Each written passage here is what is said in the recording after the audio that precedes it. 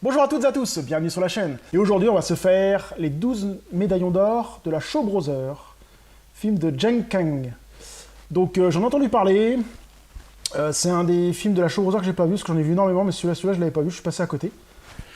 Donc j'en ai entendu bien, des bonnes idées, enfin je sais pas encore, j'ai pas vu d'extrait, donc à voir.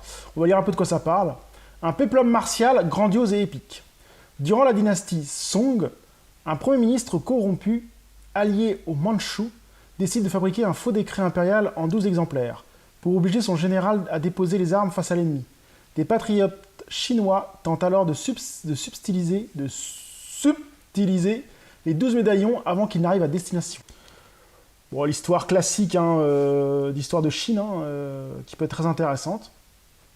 Moi j'aime bien les éditions comme ça, Shaw Brothers, avec les dessins à l'arrière, les dessins à l'avant, puis il y a toujours à l'intérieur des petites choses sympas. Quand on voit petit coffret, pas mal du tout. Donc c'est parti pour ce petit les 12 médaillons d'or. Allez hop. A few moments later. Donc je viens de me finir les 12 médaillons d'or. Donc bon film, j'ai bien apprécié, j'ai passé un très bon moment à voir ce film. Il y a vraiment pas mal d'action dans ce film. Du début à la fin, on a des scènes vraiment sympas. Alors après, on sent que ça commence à décoller un peu le cinéma d'épée chinoise parce que y a des choses qui sont un peu plus spectaculaires.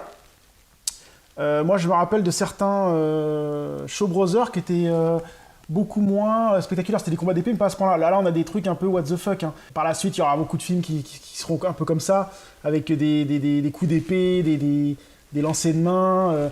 À un moment, il y a un gars qui balance des pièces sur une table, il enfonce carrément les pièces sur la table, et rien qu'en tirant les pièces, tu lèves la table en même temps. Le mec avec un petit bâton, il bloque le mec avec son épée, tu vois.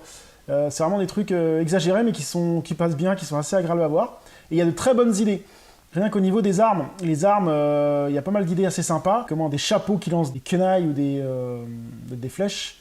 On a des bâtons, on a des épées, on a une épée ceinture. C'est-à-dire que le mec, il peut retirer de sa ceinture, il sort l'épée. Non, il y a vraiment beaucoup de choses.